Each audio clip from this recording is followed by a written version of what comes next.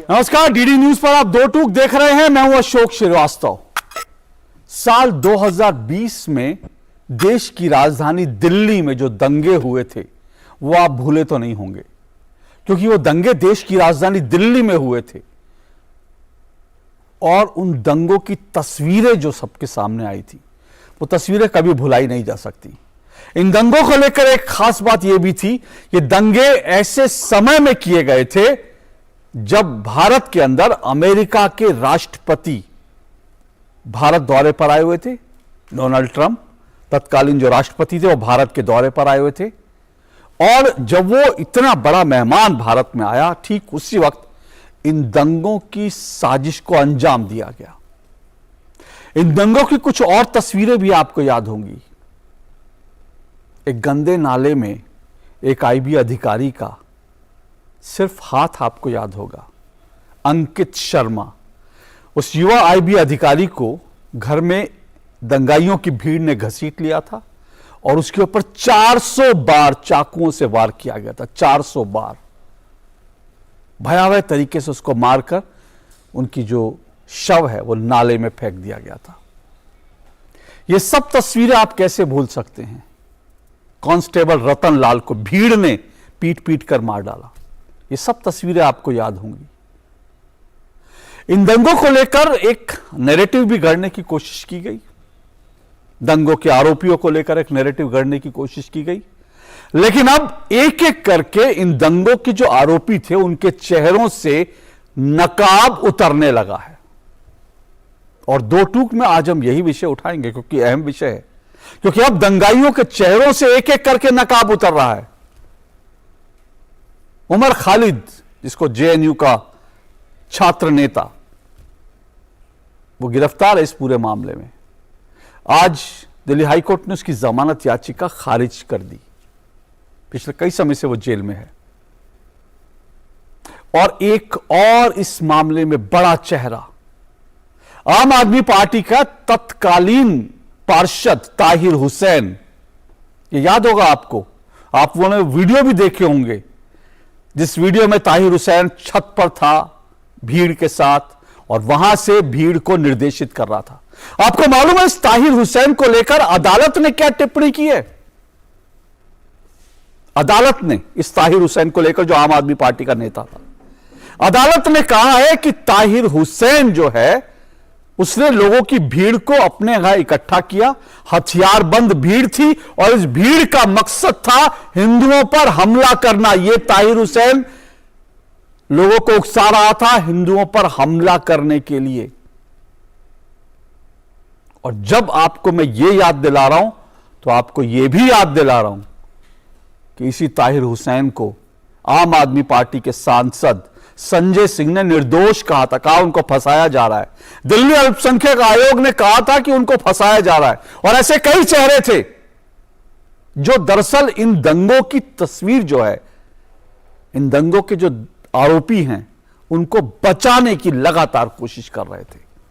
आज जो लोग बचा रहे थे उनसे भी सवाल होगा। और ये जो चेहरों से नकाब उतर रहा है, ये तस्वीर आपको एक बार फिर मैं दिखाऊंगा, याद दिलाऊंगा और आपको दिखाऊंगा कि दरअसल इन दंगों की सही तस्वीर क्या थी और किस तरह से दंगाई एक एक करके बेनकाब हो रहे हैं। दो टूक में आज इसी पर चर्चा होगी। इससे पहले कि चर्चा डिबेट शुरू हो, आइए रिपोर्ट देखिए।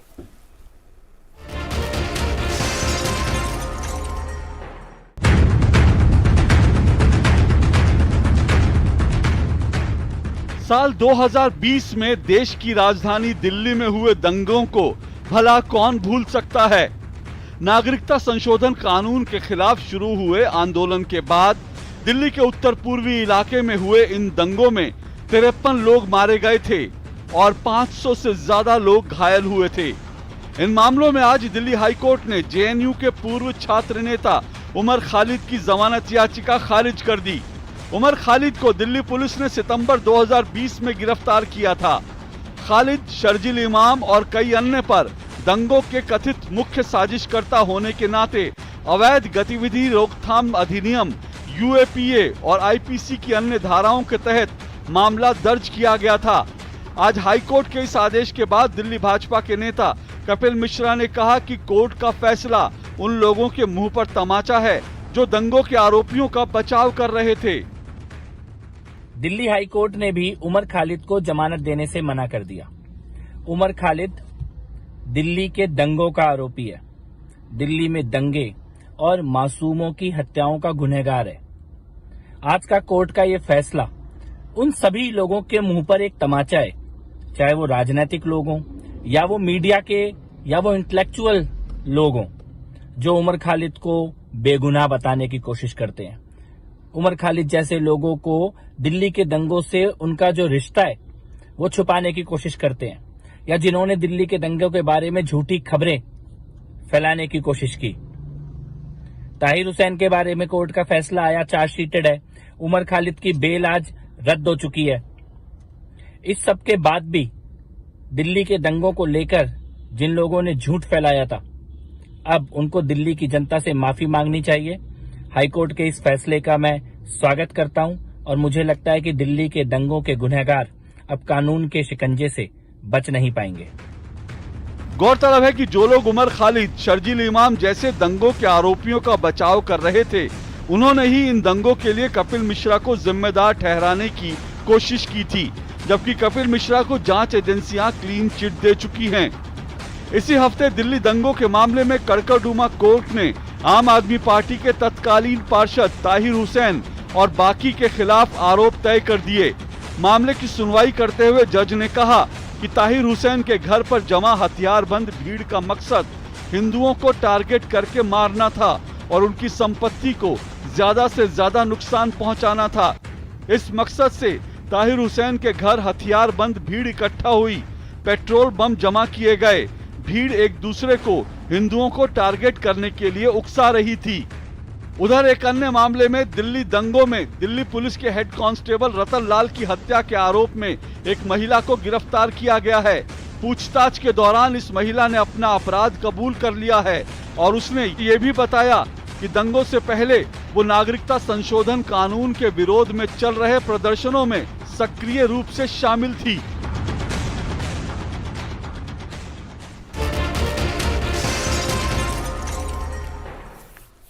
तो आपने रिपोर्ट देखी और यह भी संयोग है या प्रयोग है कि दरअसल कांस्टेबल रतन लाल की पीट पीट कर हत्या करने वालों में जो महिला सबसे प्रमुख है, वो दरअसल नागरिकता संशोधन कानून के खिलाफ जो प्रदर्शन हो रहे थे उसमें बहुत सक्रिय रूप से भाग ले रही थी। ये उसने खुद कबूला है।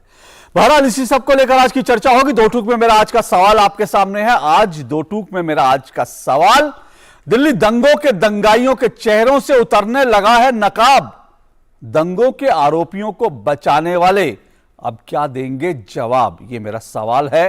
दिल्ली दंगों के आरोपियों के चेहरों से उतरने लगा है नकाब, दंगों के आरोपियों को बचाने वाले अब क्या देंगे जवाब, ये मेरा सवाल। और इस पर चर्चा करने के लिए मेरे साथ चार मेहमान जुड़ चुके हैं। आइए चारों मेहमानों का परिचय करवा दूं। मेरे साथ जुड़ चुके हैं इस वक्त गुरु प्रकाश पासवान जुड़ चुके हैं। गुरु प्रकाश पासवान बीजेपी के राष्ट्रीय प्रवक्ता हैं। मेरे साथ मेरे साथ स्टूडियो में अवधेश कुमार जी जुड़े हुए हैं, वरिष्ठ पत्रकार हैं, स्तंभकार हैं।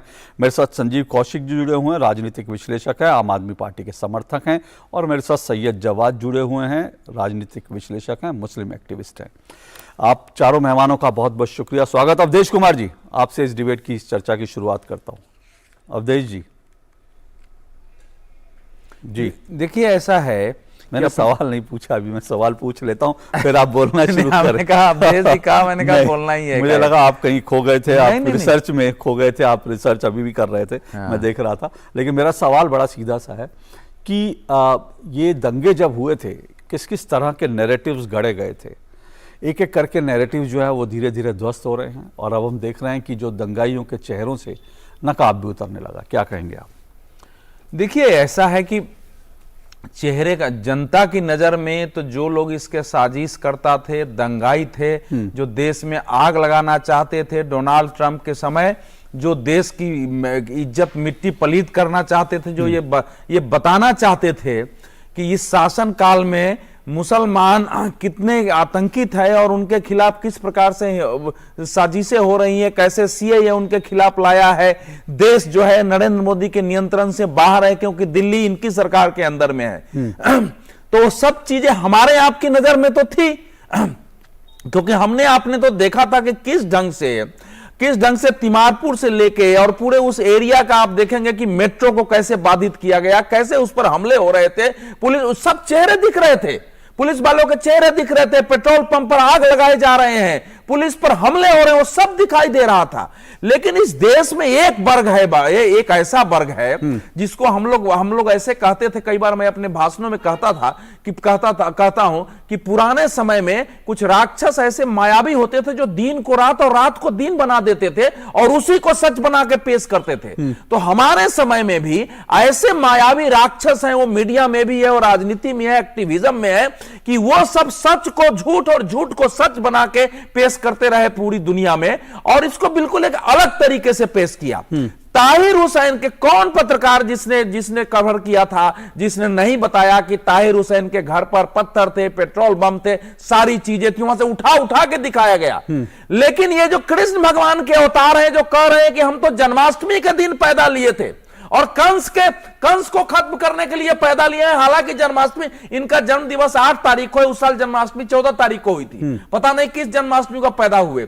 ये सारे लोग उसको बता रहे थे कि ये तो बिल्कुल निहायत ही शरीफ है, ये तो सेकुलर है। और कोर्ट ने क्या कहा है, मैं एक लाइन पढ़ देता हूं, आपने भी पढ़ा है। कोर्ट ने उसके बारे में यह कहा है कि उसकी छत पर जो भी सामान इकट्ठे किए गए, जो कुछ भी किया गया, वो केवल हिंदुओं को मारने के लिए ऐसे सब प्रयोग किया है। ताहिर हुसैन के घर पर इकट्ठा हुई हथियारबंद भीड़ का मकसद हिंदुओं को लक्ष्य कर मारना, उनकी संपत्ति को ज्यादा से ज्यादा नुकसान पहुंचाना था। ये है कोर्ट की टिप्पणी। अदालत कह रहे हैं, कोई और नहीं कह रहा है, राजनीतिक टिप्पणी नहीं है। इस टिप्पणी को समझिएगा, बहुत गंभीर आरोप तय हो चुके हैं ताहिर हुसैन पर, और यह अदालत की टिप्पणी है और किसी की टिप्पणी नहीं है। मैं इसलिए संजीव कौशिक, मैं आपसे सवाल पूछना चाहता हूं, ये भी कोई भगवान के लिए इनको भगत सिंह या जो है गांधी जी मत बता दीजिएगा ताहिर हुसैन को। अब तो आप लोगों ने पार्टी से, आम आदमी पार्टी ने निकाल दिया है, लेकिन अगर आम आदमी पार्टी में होता तो कल को इनके लिए भी भारत रत्न की मांग हो सकती थी। अरविंद केजरीवाल जी कहते हैं इनके लिए, इनको भारत रत्न मिलना चाहिए, तो इतने सेकुलर हैं। ये भी मांग हो सकती थी कि ये तो भगत सिंह के जो हैं अनुयायी हैं। कृष्ण के अवतार हैं भाई, कृष्ण के अवतार हैं। क्या कहेंगे आप? अब लगता है कि ये भूल हो गई, उनका जो बचाव किया जा रहा था आम आदमी पार्टी के द्वारा? देखिए, निश्चित तौर पे अदालत का एक डायरेक्शन आया है और कुछ लोग इसे फैसले के तौर पर, यहाँ भी कुछ लोग यहाँ भी ऐसे पेश किया जा रहा है जैसे कि अदालत का कोई एक वर्डिक्ट आ गया हो कि नहीं, इसमें अब जमानत नहीं मिलेगी, रास्ते अभी भी खुले हुए हैं, आगे जाने वाले आगे जाएंगे। अदालती कार्रवाई के ऊपर ज्यादा टिप्पणी नहीं करना ज्यादा बेहतर होगा। क्यों? लेकिन अदालती कार्रवाई में अगर कोई पंक्ति लिखी गई है तो बोली नहीं जाएगी। अदालत जो तटस्थ रहेगा, समय लिखेगा, उसका भी अपराध है। बोल की लब आजाद है तेरे, क्या इनकलाब कहना और जिंदाबाद देखिए, आम आदमी पार्टी देखिए ऐसा है। नहीं, ताहिर हुसैन कौन सा इनकलाब कह रहे थे? कौन सा इनकलाब कह रहे थे? उमर खालिद में आपको इनकलाब दिखाई दे रहा है। जिसकी जमानत एक दंगाई आतंकवादी मानसिकता रखने वाला, जिसने दिल्ली को आग में झुलसा दिया, जो अमरावती में जाकर जो भाषण दे रहा है, उस पर कोर्ट ने जो टिप्पणी की है, जरा उसको भी पढ़ लीजिए। कैसे बात कर रहे हैं आप? मैंने उसके बारे में चर्चा तो किया। तो किसके बारे में, किसको आप बता रहे हैं? बात कहना भी गुनाह हो जाएगा हिंदुस्तान में। गुनाह है, बिल्कुल गुनाह है। अगर आप उमर खालिद, ताहिर हुसैन और दंगाइयों के बारे में बोलेंगे तो गुनाह है। देखिए, दिल्ली दंगे में निश्चित तौर पे 53 लोगों की जान गई, यहाँ आंकड़े ये भी बताते हैं और सामने दिखाई दे रहा है। निश्चित तौर पे जब दंगे होते हैं तो दो कौम के बीच में दंगे होते हैं, दो धर्म समुदायों के बीच में दंगे होते हैं, और लोग खूब जानते हैं कि आरोप और प्रत्यारोप के बीच में किस तरफ के कितने लोगों की जान की हानि हुई या उनकी मौत हुई। आंकड़े आपके सामने भी हैं, हम उस पर ज्यादा नहीं करना चाहेंगे। हम सिर्फ ये कहना चाहते हैं कि दंगा कहीं भी हो, ये सही नहीं है, उसके पक्ष में कोई नहीं जाना चाहेगा। अदालत अपना कार्रवाई कर रही है, यह भी सही है, लेकिन जो सामने दिखाई दे रहा है, सरेआम गोली मारने की बात हो रही थी उस समय। नाम उनका लेना शायद बेहतर नहीं होगा, लेकिन सारे लोग जानते हैं कि देश के गद्दारों को करंट दौड़ाने की बात हो रही थी। तो वो सारी भूमिकाएं बांधी जा रही थी और कार्रवाई एक तरफा दिखाई दे रही, अभी भी एक तरफा दिखाई दे रही है। ठीक है, कोर्ट ने जो अपना आदेश दिया है, उस आदेश के अनुसार आप एक तरफा कार्रवाई, कोर्ट की, आप कोर्ट की, अदालत की कार्रवाई को एक तरफा कह रहे हैं क्या? नहीं, बिल्कुल नहीं। हमें उलझाने का प्रयास नहीं करें। नहीं, मैं तो बिल्कुल हम पूछ ऐसा रहा हूं नहीं आपसे करेंगे। स्पष्टीकरण, क्योंकि आपने ताहिर हुसैन की, मैंने ताहिर हुसैन की बात करी, आपने इनकलाब जिंदाबाद कह दिया। मैं अदालत की बात कर रहा हूं, आप कह रहे हैं कि जो है एक तरफा, इसलिए मैं स्पष्टीकरण के तौर पर सिर्फ पूछ रहा हूं।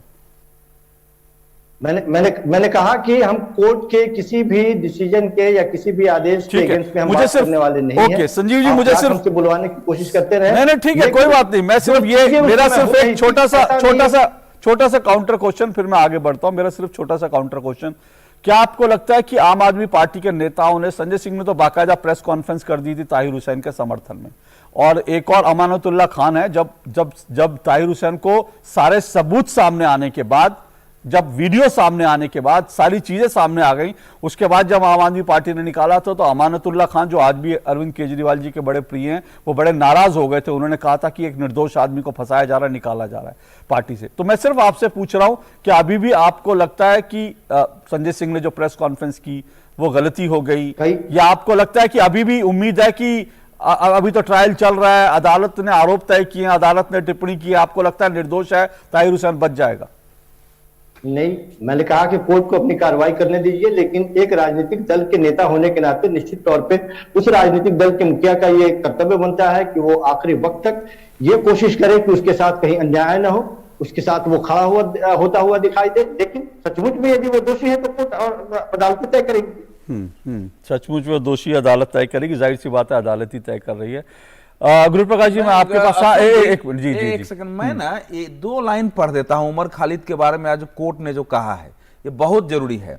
कोर्ट ने कहा है कि आयोजित किया गया प्रदर्शन राजनीतिक, सांस्कृतिक और लोकतांत्रिक रूप से सामान्य विरोध प्रदर्शन न होकर एक अधिक विनाशकारी और हानिकारक था। इसके अलावा अत्यंत गंभीर परिणामों के लिए तैयार किया गया था। यह इसमें लिखा है। उसने लिखा है कि सड़कों को अवरुद्ध करने से उत्तर पूर्वी दिल्ली में रहने वाले लोगों को असुविधा ही नहीं हुई, लोग दहशत और असुरक्षा से घिर गए। महिला प्रदर्शनकारियों द्वारा पुलिस कर्मियों पर हमला करने जैसी घटना प्रथम दृष्टया आतंकवादी अधिनियम की परिभाषा से स्पष्ट होती है। बिल्कुल, ये है आज कोर्ट की टिप्पणी। तो आप कहेंगे कोर्ट ने जमानत देते समय भी जो ये मैं लिखित टिप्पणी कर रहा हूं, वो नहीं कि नुपुर शर्मा के मामले में कोर्ट ने कह दिया, एक लाइन नहीं लिखा और उसको सुर्खियां बना दिया गया। कोर्ट ने ऑन रिकॉर्ड इसको लिखा है। ओके, बिल्कुल बिल्कुल, ये फैक्ट है, इसीलिए इन तथ्यों से इनकार नहीं किया जा सकता। लेकिन गुरु प्रकाश पासवान जी वो कह रहे हैं कि भाई जब तक अभी तो अदालती प्रक्रिया चल रही है, और उन्होंने ये भी कहा, हालांकि ताहिर हुसैन कह रहे हैं, ताहिर हुसैन के संबंध में नहीं कहा, लेकिन वो कह रहे हैं कि एक तरफा कार्रवाई चल रही है इस मामले में। देखिए अशोक जी, अभी मैं सुन रहा था संजीव जी की बातों को, लेकिन कभी कभी मन में बहुत पीड़ा होती है। पीड़ा इस बात को लेकर के होती है कि हम एक संवैधानिक लोकतंत्र हैं और संवैधानिक लोकतंत्र संस्थानों से चलते हैं। 3 प्रमुख संस्थान हैं, हम सब जानते हैं, न्यायपालिका, विधायिका, संचयिका, जिसको अंग्रेजी में हम लोग पार्लियामेंट, जुडिशियरी और एग्जीक्यूटिव कहते हैं। और बहुत इंपॉर्टेंट है, यही कांग्रेस के लोग, विपक्ष के लोग कहते हैं संविधान खतरे में है, संविधान के जो संस्थान है, जो इंस्टीट्यूशंस ऑफ डेमोक्रेसी है, वो खतरे में है।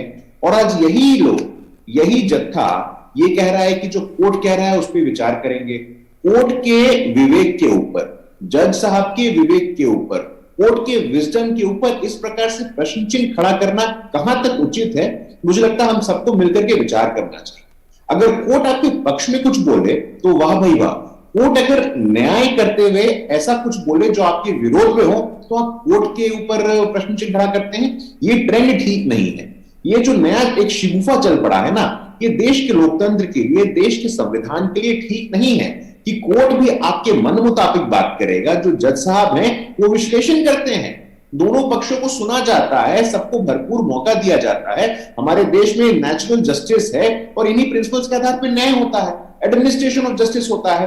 लेकिन आपके मन मुताबिक कुछ नहीं आया, आपकी सुविधा के अनुसार कुछ नहीं आया, तो कोर्ट को ही कटघरे में खड़े करने का जो नया फैशन शुरू हो गया है, ये तुरंत समाप्त होना चाहिए। ये ठीक नहीं है।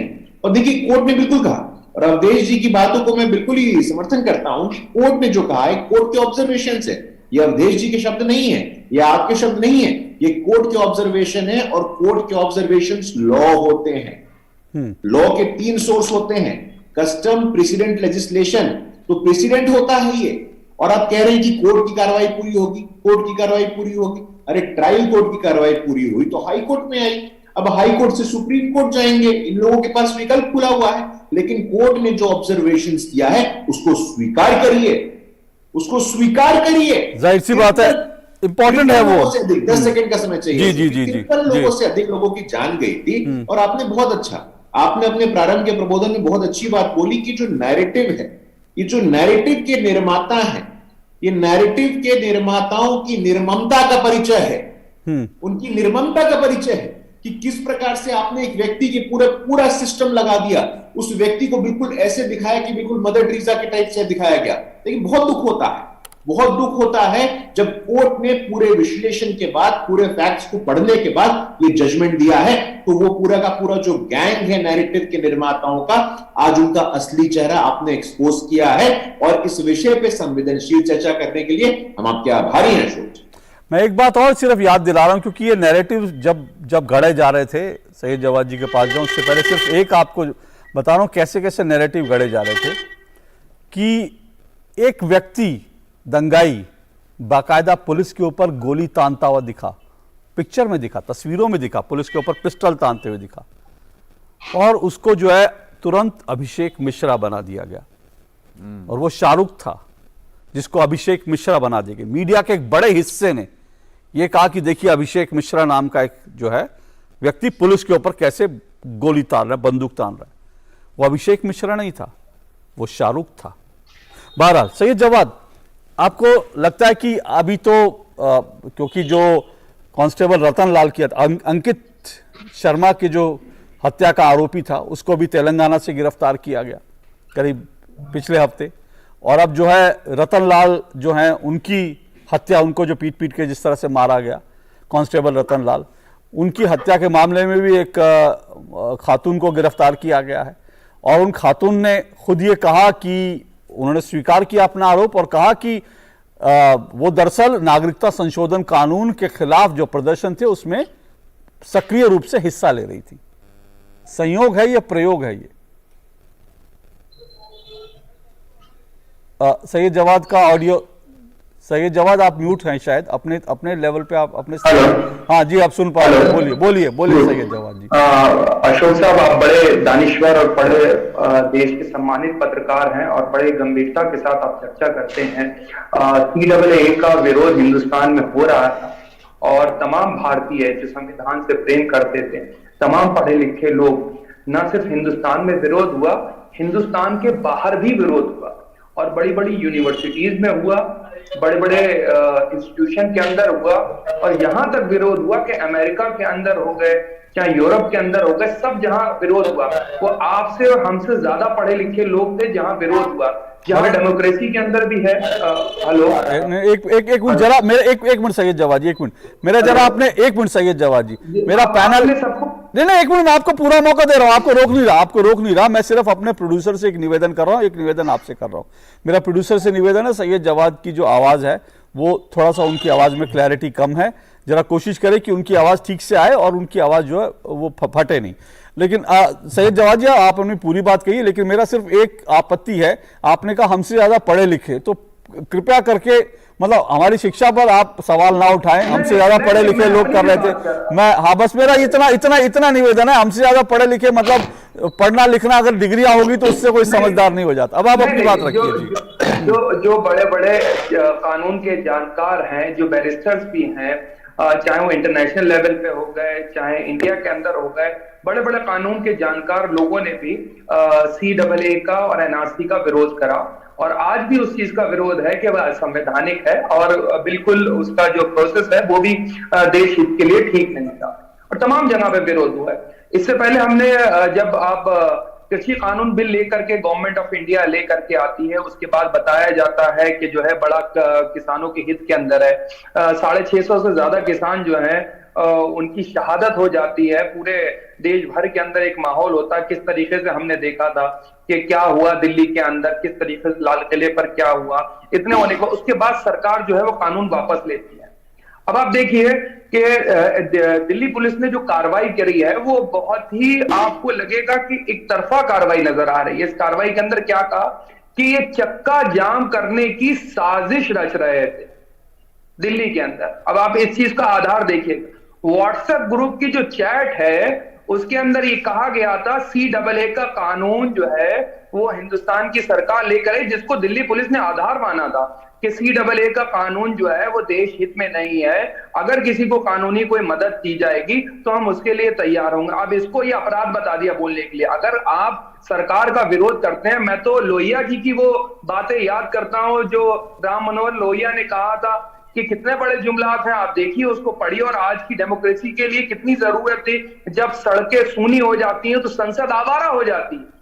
ये कथन को आप अगर कहेंगे तो मुझे लगता है अगर लोहिया जी आज जिंदा होते तो ये सरकार उनके ऊपर भी UAPA लगा देती। सैयद जवाद, अब सैयद आप जवाद बताइए जी, इसके सुनिए हाँ, साहब, हाँ, साहब पूरी कंप्लीट करने दीजिए। हाँ, अभी भारतीय जनता पार्टी हाँ, के एक साहब हैं, पूर्व सांसद भी रहे हुए यूपी से, और दिल्ली के अंदर परवेश वर्मा साहब हैं, उन्होंने मुसलमानों को लेकर के क्या कहा, कौन सा UAPA लगाएंगे। गुजरात के अंदर बांसवाड़ा से इनके ही विधायक है भाजपा में, उन्होंने कहा मैं 2 मिनट में दंगा करवा सकता हूं।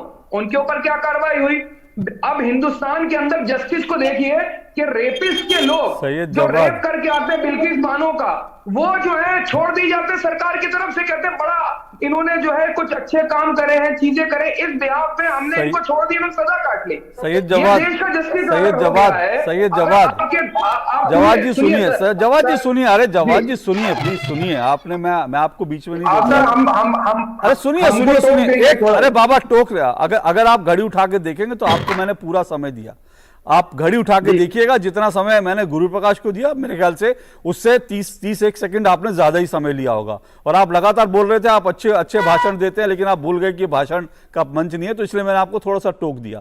और टोका इसलिए, आपने जो सवाल उठाए गुरु प्रकाश जी उसका जवाब देंगे, लेकिन मैं सिर्फ इसलिए टोका, आपने मेरे सवाल पे एक लाइन नहीं कही, आपने एक लाइन नहीं कही, मुझे नहीं, मैं नहीं कह रहा हूं कि भैया कि सीए का विरोध करने वाले जो है सारे के सारे गलत थे, मैं नहीं कह रहा हूं कि सीए का विरोध करने का आपको डेमोक्रेटिक तरीके से हक नहीं है। मैंने तो सिर्फ एक छोटा सा सवाल पूछा कि यह संयोग है या प्रयोग है कि जो महिला कांस्टेबल रतन लाल की हत्या के आरोप में गिरफ्तार होती है, कांस्टेबल रतन लाल को पीट पीट के मार दिया जाता है, वो कहती है कि हां मैं सीए कानून के विरोध में प्रदर्शनों में शामिल रही, और उसके बाद वो जो शाहरुख जो है पिस्टल तानता है वो सीए आंदोलनों का हिस्सा रहता है। मैं तो सिर्फ ये सवाल पूछ रहा था, लेकिन आपने दुनिया भर की तकरीर कर ली, लेकिन आपने मुझे ये नहीं बताया कि सीए के खिलाफ जो है ये जो आप आवारगी, ये जो सड़कें खाली, सड़कें सूनी कहां, सड़कों को तो आप लोगों ने मतलब बिल्कुल शाहीन बाग के लोगों ने सड़कों में किस तरह से जो है गुंडागर्दी हो रही थी,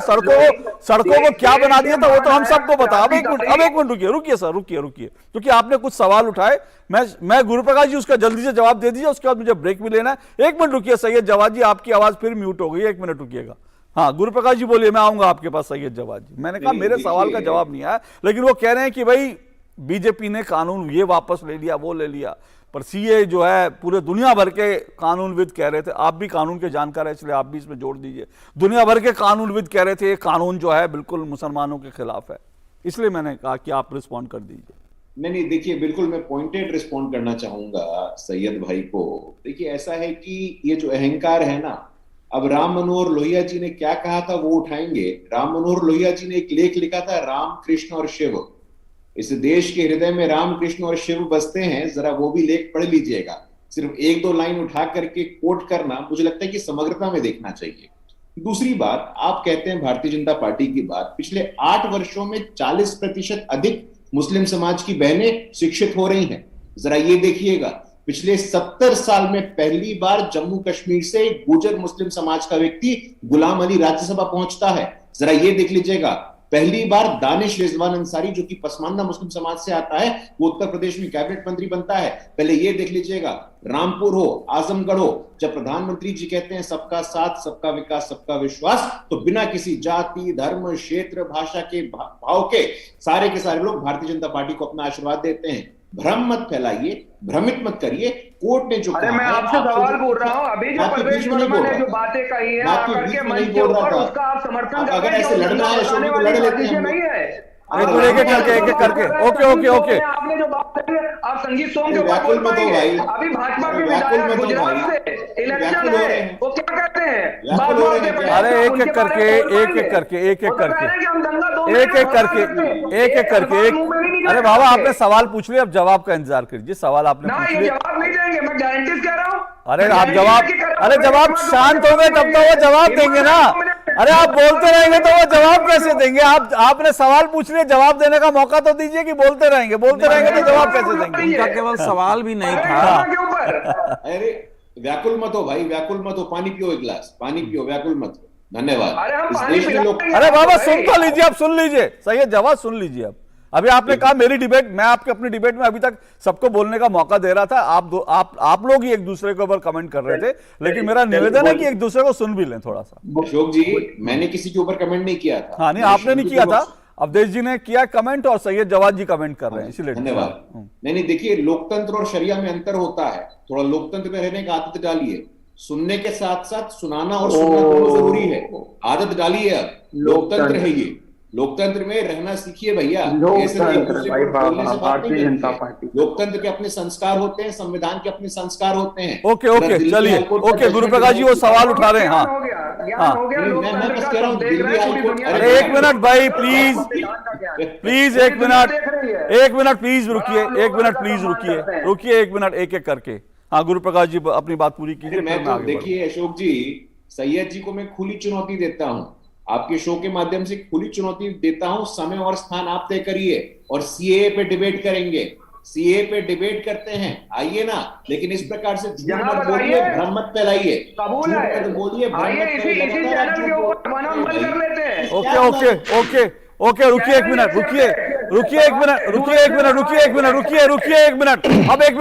शांत रहिए। अब आप सब शांत प्लीज। नागरिकता संशोधन कानून को लेकर ना मैंने बहुत डिबेट करी है और जब मौका आएगा तुरंत दोबारा कर लेंगे। मेरी आज की डिबेट नागरिकता संशोधन कानून को लेकर नहीं है। मेरी आज की डिबेट यह है कि नागरिकता संशोधन के कानून को निशाना बनाकर उस कानून की आड़ में दिल्ली में दंगे कराए गए और दंगे कराने वालों के चेहरे सामने हैं। मेरे पास अभी बहुत सारे फैक्ट हैं। मैं इन दंगों को लेकर जो रखना चाहता हूं वो फैक्ट हैं, और मैं उन दंगों में जो बचा रहे थे उनसे मेरे सवाल हैं।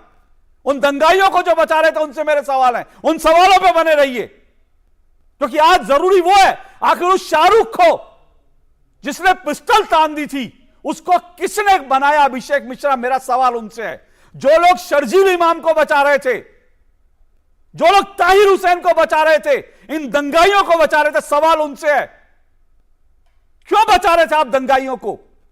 जो लोग ताहिर हुसैन को कह रहे थे निर्दोष है, जो लोग कह रहे थे शर्जील इमाम उमर खालिद निर्दोष है, वो कहां है? रतनलाल के हत्यारों को जो बचा रहे थे वो कहां है? अंकित शर्मा के 400 बार चाकू मारे गए, 400 बार। यह सीए कानून में लिखा था क्या कि एक आईबी अधिकारी को, युवा अधिकारी को गली से घसीटकर घर में घुस के 400 बार चाकू मार देगा? वो कुरैशी, ये कुरैशी कौन था? मेरा सवाल इससे है, उस सवाल पे बने रहिएगा प्लीज। मैं आऊंगा ब्रेक के बाद, कुछ और तथ्यों के साथ आऊंगा और ये शर्मनाक चेहरा दिखाऊंगा। उस वक्त की रिपोर्ट है जो दिल्ली अल्पसंख्यक आयोग ने, केजरीवाल जी के अंडर में जो दिल्ली अल्पसंख्यक आयोग है, उसने ताहिर हुसैन को बचाने के लिए क्या रिपोर्ट दी थी। मेरा सवाल उन्हीं लोगों से है जो इन दंगाइयों को बचा रहे थे। सीए पर कर लेंगे डिबेट, दोबारा कर लेंगे। और यही सिर्फ याद दिला रहा हूं कि इसी सीए को लेकर जिस कांग्रेस ने विरोध किया जब अफगानिस्तान में मारे जा रहे थे सिख, तब यही कांग्रेस के लोग कह रहे थे कि इनको हिंदुस्तान लाइए, इनको नागरिकता दीजिए। कांग्रेस के वो लोग भी, उनसे भी मैंने सवाल किया था और मैं सवाल लगातार करता रहूंगा। सीए पे कोई भागने नहीं, जरूर अगली बार डिबेट होगी अगर सीए पे, जब कभी मौका आएगा तो गुरु प्रकाश जी होंगे और सैयद जवाद, आप दोनों आमने सामने होंगे। लेकिन आज सवाल का जवाब ये दीजिए, इन दंगाइयों को कौन बचा रहा था? इस ब्रेक के बाद।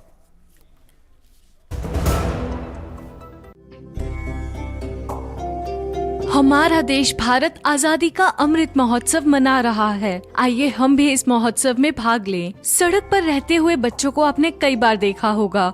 कोई बच्चा दिव्यांग होता है, कोई बाल मजदूर, कोई परिवार से बिछड़ा। जब भी आप ऐसे किसी बच्चे को सड़क पर देखें तो ये आपका देश के प्रति कर्तव्य है कि आप NCPCR के सिटीजन पोर्टल पर सूचना दें। देश के नवनिर्माण में अपना योगदान देने के लिए सड़क पर रह रहे बच्चों को काउंसलिंग की सेवा, मेडिकल सेवा या किसी भी प्रकार की मदद पहुंचाने के लिए NGO, CSO, higher education, technical institute, colleges एवं यूनिवर्सिटीज, फाउंडेशन, सोसाइटी, ट्रस्ट सब एनसीपीसीआर के बाल स्वराज पोर्टल पर खुद को संगठन या संस्था के रूप में रजिस्टर करें। ये बच्चे ही देश का भविष्य हैं और देश के भविष्य की रक्षा करना आपका और हमारा कर्तव्य है। तुझे क्या हुआ है? शादी हो गई ना यार। बट सीरियसली महीने में एक बार तो मिलना चाहिए। हाँ, मेरे बाप की एयरलाइंस है ना। अरे 3 महीने में एक बार तो मिल सकते हैं। करेक्ट, पर कहाँ? इधर मेरे घर। तुझे कोई परमानेंट लैंडलॉर्ड मिल गया क्या? Permanent landlady. प्रिया ने कहा हर महीने किराया देने से अच्छा है अपनी ईएमआई भरो। तो हम किराएदार से मकान मालिक बन गए। मतलब ये घर तुम लोग का है? सच्ची? बट सीरियसली गाइस, किश्तों से रिश्ता जोड़ो, किराया तो पराया होता है। आसान किश्तों में home loans. Bank of India, रिश्तों की जमा पूंजी। दो टूक आप देख रहे हैं। दो टूक में हम दिल्ली दंगों के जो आरोपी हैं, दिल्ली दंगों में जो दंगाई थे, उनके चेहरों से एक एक करके कैसे नकाब उतर रहे हैं, इस पर हम चर्चा कर रहे हैं। क्योंकि इन दंगों में अंकित शर्मा, आईबी के युवा अधिकारी की हत्या हुई, 400 बार चाकू मारा गया उनको, और उनकी हत्या का जो आरोपी है वो तेलंगाना में वो पकड़ा गया, गिरफ्तार हुआ है। कुरैशी नाम का एक व्यक्ति, उसको गिरफ्तार किया पुलिस ने, 50,000 का इनामी था। इधर कांस्टेबल रतन लाल की हत्या के आरोपी एक महिला नोएडा से गिरफ्तार हुई है, 50,000 की इनामी वो थी। उमर खालिद पर जो उनकी बेल जो है एक बार फिर रिजेक्ट कर दी है कोर्ट ने, हाई कोर्ट ने रिजेक्ट की है। और दूसरी तरफ ताहिर हुसैन, आम आदमी पार्टी का पूर्व नेता, उसके ऊपर कोर्ट ने आरोप तय कर दिए हैं और कोर्ट ने कहा है कि उसने जो भीड़ जुटाई वो हिंदुओं को निशाना बनाने की कोशिश कर रहा था, लोगों को भड़का रहा था। इसी सब पर मैं चर्चा कर रहा हूं। मेरे साथ 4 मेहमान जुड़े हुए हैं। आखिर इन दंगाइयों को कौन बचा रहा था, ये भी सवाल आज सामने है। और कौन एक नैरेटिव गढ़ रहा था कि दरअसल इन दंगों में इन लोगों का कोई हाथ नहीं है, लोग निर्दोष हैं। गुरु प्रकाश पासवान मेरे साथ जुड़े हैं बीजेपी से, संजीव कौशिक मेरे साथ जुड़े हैं, आम आदमी पार्टी के सपोर्टर हैं, सैयद जवाद मेरे साथ, मुस्लिम स्कॉलर और साथ साथ एक्टिविस्ट हैं, अवधेश कुमार जी वरिष्ठ पत्रकार हैं, स्तंभकार हैं। कुछ चीजें मैं इस सबके सामने रखना चाहता हूं। एक तो ये कि जो कोर्ट ने कहा उसको हम पहले भी पढ़ चुके हैं, अदालत ने क्या क्या कहा, लेकिन मैं मेरे पास जो रिपोर्ट है इसको नाम दिया गया था फैक्ट फाइंडिंग टीम। आप सोचिए इस देश में किस किस तरह के नैरेटिव गढ़े जाते हैं और किस किस तरह की घपलेबाजी होती है, कैसे देश की जनता को बेवकूफ बनाया जाता है। यह फैक्ट फाइंडिंग रिपोर्ट है दिल्ली अल्पसंख्यक आयोग की। दिल्ली अल्पसंख्यक आयोग, दिल्ली दंगों के बाद ये फैक्ट फाइंडिंग कमेटी गई और इसने एक रिपोर्ट तैयार की। और ये रिपोर्ट क्या कहती है? ये रिपोर्ट कहती है कि ताहिर हुसैन मौके पर मौजूद ही नहीं था। कहा, ताहिर हुसैन के वकील को सुनिए, वो तो मौके पे मौजूद नहीं था। और अदालत ने क्या कहा? अदालत ने साफ तौर पर कहा ताहिर हुसैन मौके पर मौजूद था, एक खास संप्रदाय के लोगों को उकसा रहा था। उसके इशारे पर ह्यूमन वेपन्स में तब्दील लोग, शब्द सुनिए अदालत के, उसके इशारे पर, ताहिर हुसैन के इशारे पर ह्यूमन वेपन्स में तब्दील लोग किसी की भी जान ले सकते थे। कोर्ट ने कहा ताहिर हुसैन का घटनास्थल पर मौजूदगी साबित करने के लिए सीसीटीवी फुटेज ना होने की दलील में कोई दम नहीं है, क्योंकि दंगाइयों ने घटनास्थल के आसपास के सभी सीसीटीवी कैमरे तोड़ दिए थे, यह अदालत ने कहा। और ये अल्पसंख्यक आयोग की रिपोर्ट ने क्या कहा? उसने कहा कि देखिए सीसीटीवी में तो दिख ही नहीं रहा है, तो इसलिए वो निर्दोष है। दूसरी तरफ अब ये देखिए कैसे बेशर्मी से ये रिपोर्ट तैयार की गई है। इसमें पुलिस पर पिस्टल तानने वाले शाहरुख का भी बचाव किया गया। इसमें यह कहा गया कि सीए विरोधी प्रदर्शन पर हो रही पत्थरबाजी के बीच हिंसक भीड़ ने शाहरुख के परिवार को भी निशाना बना लिया था। पुलिस उसकी सहायता के लिए नहीं आ रही थी, तब शाहरुख पिस्टल लेकर बाहर निकल आया और फायर किया। रिपोर्ट कहती है कि शाहरुख के घरवालों को निशाना बनाया जा रहा था, इसलिए उसने गुस्से में यह कदम उठाया। वाह, कितनी जबरदस्त रिपोर्ट है कि पुलिस नहीं मिल रही थी लेकिन पिस्टल निकाल के पुलिस को ही मारने जाता है यह आदमी, और इसका बचाव दिल्ली अल्पसंख्यक आयोग करती है। और यह दिल्ली अल्पसंख्यक आयोग की रिपोर्ट कहती है कि यह सीए जो था, नागरिकता संशोधन कानून था, यह बड़ा अच्छा कानून है और इसको लेकर जो प्रदर्शन चल रहे थे शाहीन बाबू, वो बड़े वाजिब थे। आप समझ सकते हैं इन चेहरों से नकाब उतर रहा है। अवधेश जी, कुछ कहने के लिए बचा क्या? कैसे नैरेटिव घड़े जा रहे थे, झूठे रिपोर्ट तैयार की जा रही थी, कभी अल्पसंख्यक आयोग, कभी फैक्ट फाइंडिंग कमेटी, कभी कुछ। नहीं, इसमें और भी नाम है, आप कई बहुत सारे नाम है, मैं तो नाम लेने लगूंगा तो मीडिया संस्थानों को भी ले सकते थे। सबसे जो दर्दनाक थी कि लोग मारे गए, साजिश रची गई, पुलिस पर हमला हुआ, एसीपी डीसीपी घायल होकर अस्पताल में स्थिति में पड़ा रहा, जिसके कारण क्या समस्या, सब कुछ हो रहा था। लेकिन इसके बावजूद ऐसे साबित किया जा रहा था कि दंगा तो कोई करने वाला था ही नहीं, किसी ने हिंसा हमला किया ही नहीं, कुछ अजीब टाइप का माहौल बनाया गया था। यहां तक कि डोनाल्ड ट्रंप के प्रेस कॉन्फ्रेंस में आपको याद होगा कि प्रश्न भी किए गए थे, डोनाल्ड ट्रंप ने उसको टाला था। लेकिन मुझे हैरत यह है कि पढ़े लिखे हैं हमारे सैयद जब्बाद जी के साथ मेरा लगातार मेरी डिबेट होती है, एक बार भी उस दंगे में हिंसा करने वालों की आलोचना या उस दंगे को लेकर, उस दंगा तो अलग अलग उसमें साफ हो गया है कि ये 2019 में भी दंगा करना चाहते थे, उसमें विफल हो गए, तो 2020 में तैयारी की हिंसा की। लेकिन दोनों का पैटर्न एक था, दोनों में शामिल एक थे, जिसके बारे में आप कह रहे हैं ना कि कांस्टेबल को मारा, तो वो सब नाम उसमें वैसे ही शामिल थे। जो व्हाट्सएप ग्रुप की वो बात कर रहे हैं, वो व्हाट्सएप ग्रुप अगर इतना ही अच्छा था तो जैसे ही मामला दर्ज हुआ सारे व्हाट्सएप ग्रुप डिलीट कर दिए गए। उस सारे व्हाट्सएप ग्रुप डिलीट कर दिए गए, उसमें शर्जील इमाम से सारे लोग थे, उसमें जो बात की जा रही थी वो भी सारे चैट हमारे सामने है कि हमको उसमें क्या करना है, तुम्हारे एरिया में बंगाल के लोग ज्यादा हैं, वहां सीएए के बारे में बात करते रहो, भड़काते रहो, ये सारी बातें उसमें थी।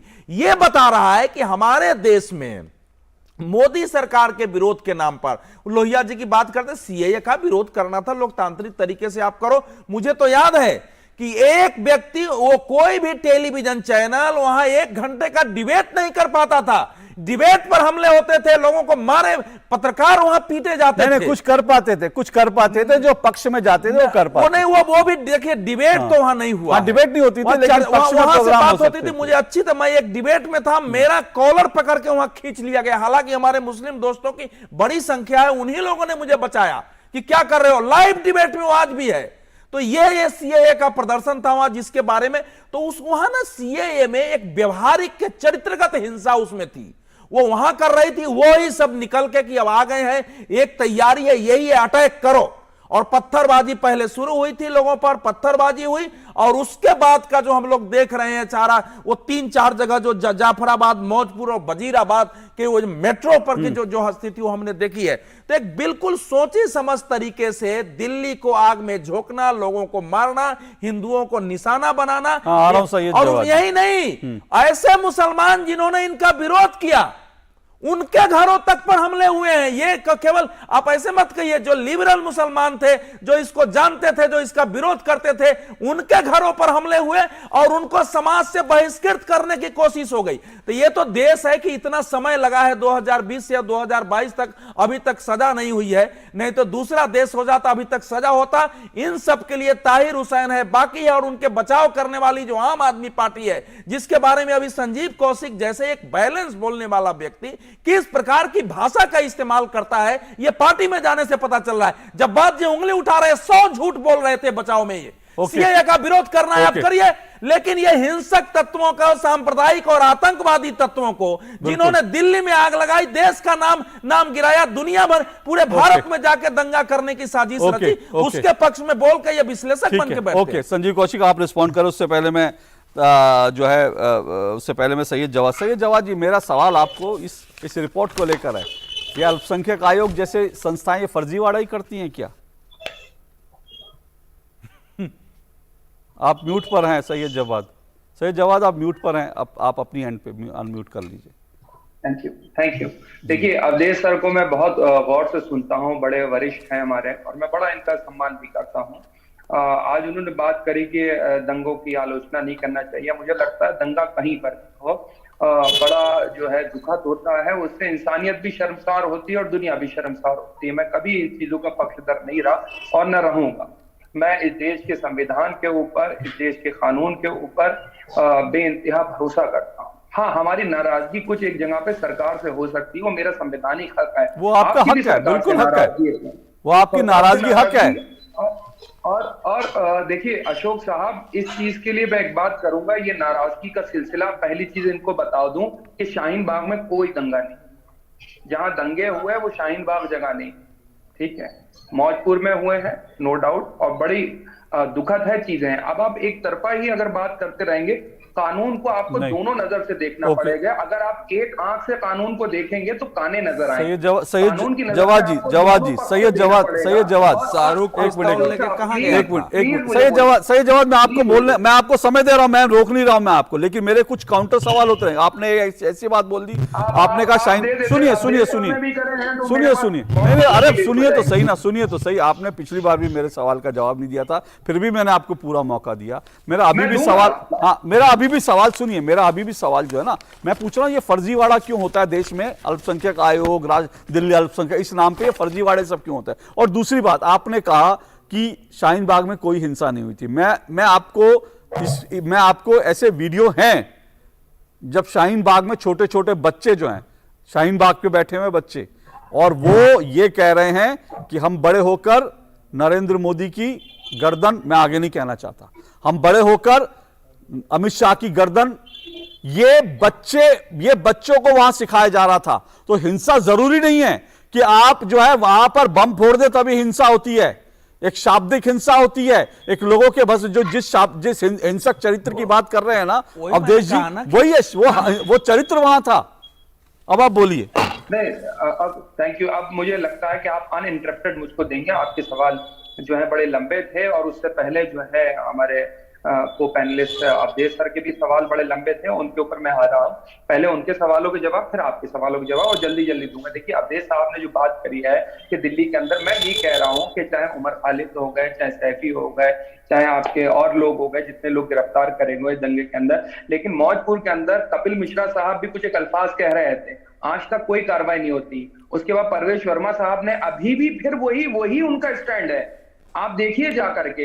तीसरी सबसे बड़ा, CAA के कानून का विरोध हम इसलिए कर रहे थे क्योंकि वो देश के संविधान के विरुद्ध जो विचारधारा है, जो संवैधानिक तौर पे उसके अगेंस्ट है। लेकिन बाद में अमित शाह साहब संसद के पटल पे कहते हैं कि क्रोनोलॉजी समझ लीजिए, पहले CAA आना जा रहा है, फिर हम देश में NRC लेकर आएंगे। और दूसरी तरफ देश के प्रधानमंत्री रामलीला से कहते हैं कि NRC के ऊपर कोई चर्चा नहीं हुई, कोई बातचीत नहीं हो गई। तो मैं तो भ्रम में था नहीं, देश की सरकार ही जब भ्रम में थी, तो उसके लिए जनता को आप दोष दे रहे हैं। नंबर एक बात, अवधेश साहब, इस चीज को चाहिएगा तो कोट कर लीजिएगा, देख लीजिएगा, बड़ी जिम्मेदारी से कह रहा हूं। रामलीला मैदान से प्रधानमंत्री साहब ये कह रहे थे कि देश के अंदर बाबा रामलीला सीए, फिर आप सीए पर चले गए, फिर आप सीए पर चले गए। मैं सरकार, फिर आप सीए पर चले गए। जहां पे सरकार नहीं, मैं दंगों पे, मैं दंगाइयों को बचाने पे मेरा सवाल है, मेरा दंगाइयों को बचाव पे सवाल है, मेरा सवाल दंगाइयों के बचाव पर है। मेरा सवाल है कि सीए का विरोध करते करते आप देश में दंगे थोड़ी कर देंगे।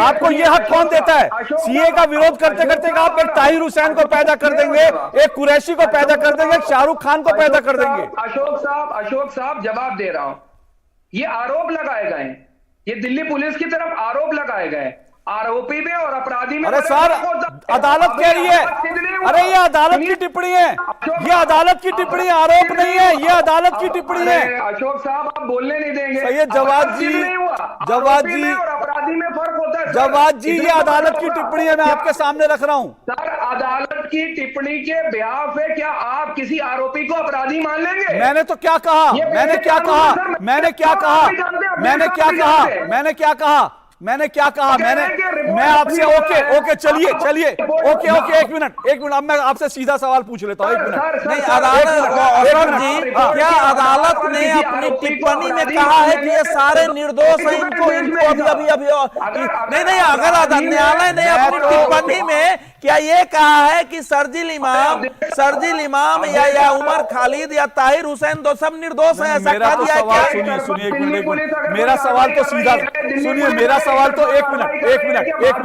मेरा सवाल तो सीधा, सुनिए सैयद जवाद जी सुनिए, अरे भाई सैयद जवाद जी सुनिए, सैयद जवाद जी सुनिए, अवधेश जी रुकिए, सैयद जवाद, मेरा सवाल एक मिनट, सैयद जवाद जी, सैयद जवाद जी मेरा सवाल तो सुन लीजिए। मैं एक मिनट रुकिए, मेरा बड़ा सीधा, नहीं एक मिनट जरा सबकी आवाज नीचे कीजिए, सबकी आवाज नीचे कीजिए प्लीज, सबकी आवाज नीचे कीजिए। मैं देखिए बड़ा सीधी से मैं एक बात कह रहा हूं, मेरे हाथ में 2 कागज हैं, आप सुन लीजिए, मैं किसी को निर्दोष, मैं अभी भी आरोपी कह रहा हूं, और मैंने अभी भी यही कहा, आरोपियों को कौन बचा रहा? जाहिर सी बात है, आरोपियों को भी बचाया जाता ना, आरोपियों के पक्ष में नैरेटिव गढ़। सैयद जवाद जी सुन लीजिए, एक हाथ में मेरे पास अदालत की टिप्पणी है ताहिर हुसैन को लेकर, और एक हाथ में मेरे पास दिल्ली अल्पसंख्यक आयोग की रिपोर्ट है जो ये कहती है ताहिर हुसैन निर्दोष है। वो था ही नहीं, मैं तो वो था ही नहीं ताहिर हुसैन था ही नहीं वहां पे।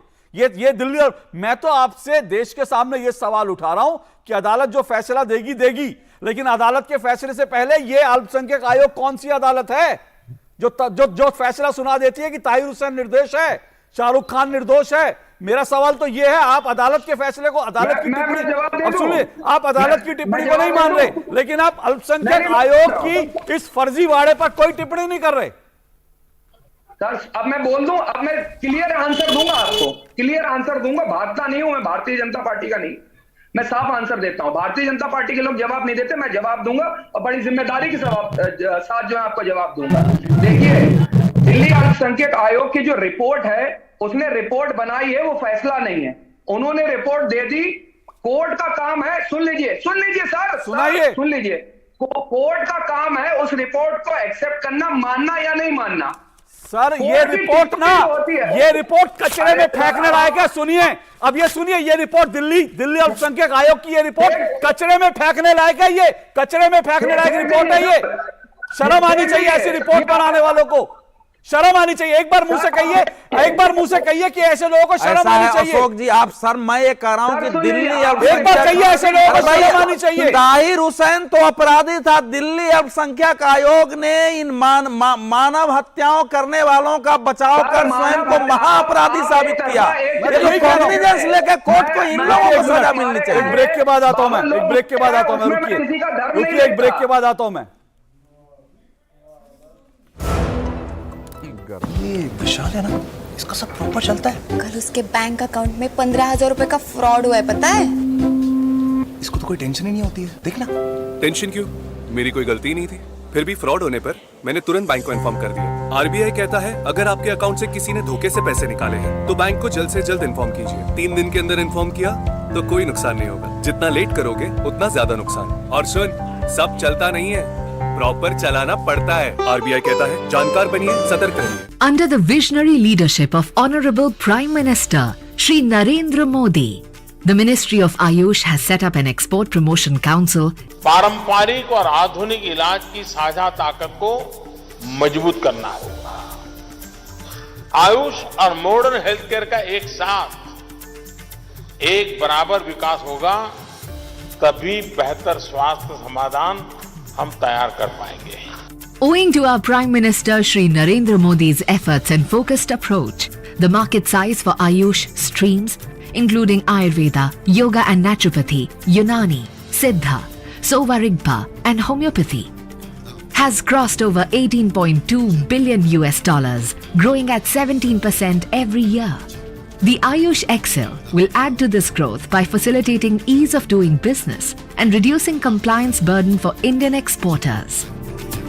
It will facilitate the promotion, publicity and exports of India's Ayush for global good and establish worldwide recognition of Ayush streams as system of medicine. Ayush Excel shall also monitor the observance of international standards and regulations by exporters and will bring India's traditional medicinal sciences to the world in their full glory.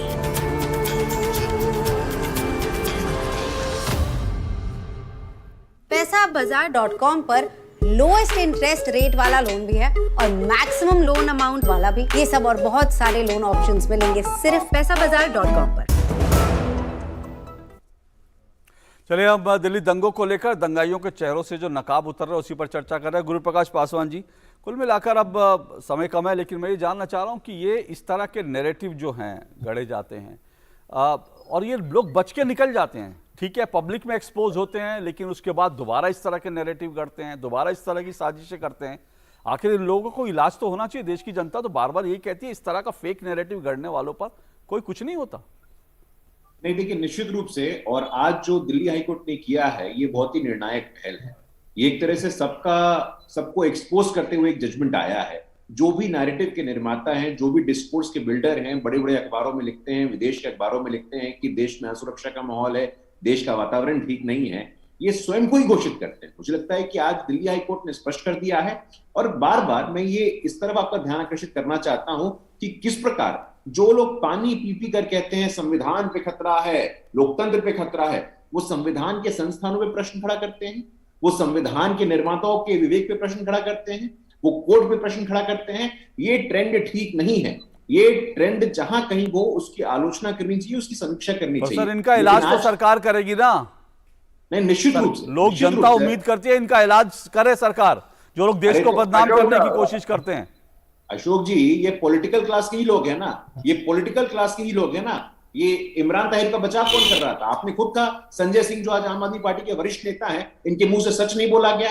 इनको तुष्टीकरण की राजनीति करनी है, politics करनी है, ये नुकसान है।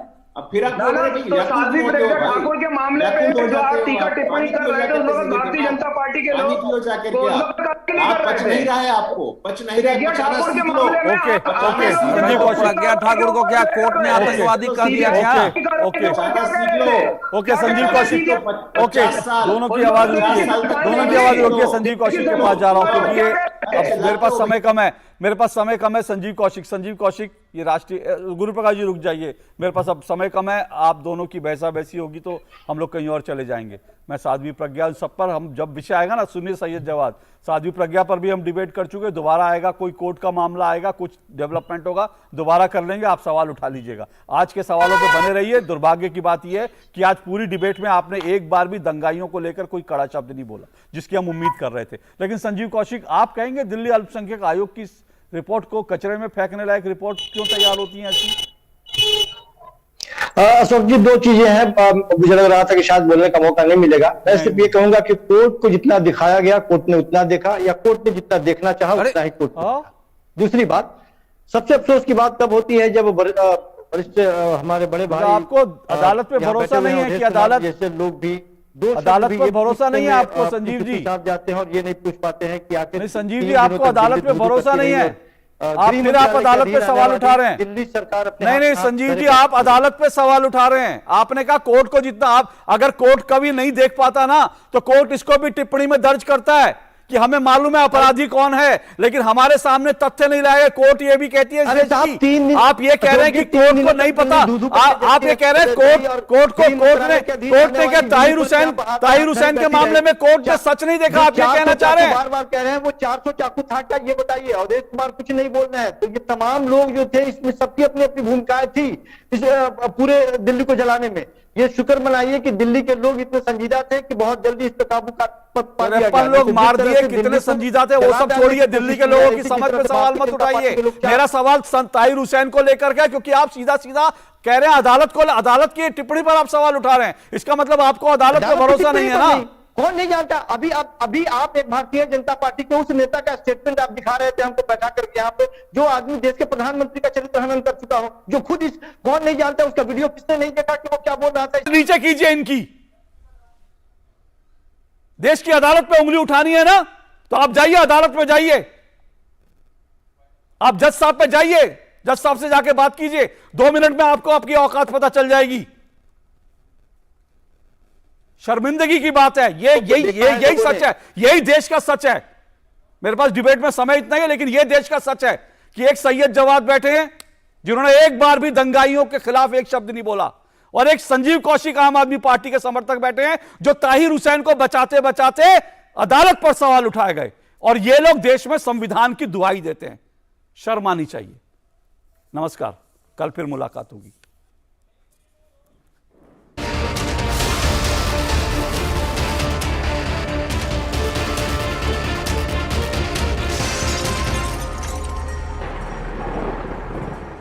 दो टूक के प्रायोजक थे LIC,